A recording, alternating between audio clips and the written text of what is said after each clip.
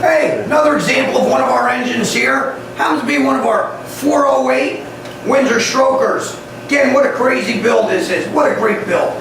Got a brand new dart block. It's got a whole forged eagle rotating assembly with an H-beam rod, a forged piston, hand-filed rings, and a forged crankshaft. Then we put a beautiful camshaft in this, which is a hydraulic roller cam. Finish them off with some AFR heads, which we completely redo. We throw their springs away and put our springs on. Then we put some 7/16 screw-in studs, mainly push rods, stainless steel roller rockers, bulletproof bottom end completely. Finish it off with a Edelbrock air gap intake manifold. This has got a Phytech fuel injection system on there and an MSD distributor. Customer opted for one of our March Serpentine kits, which will finish it off.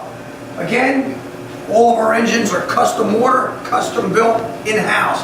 Anything we can help you in, 1-800-267-3940. Remember, the proof is in the performance.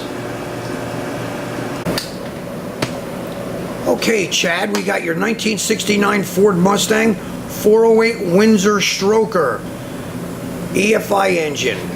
I'm gonna fire it up for you.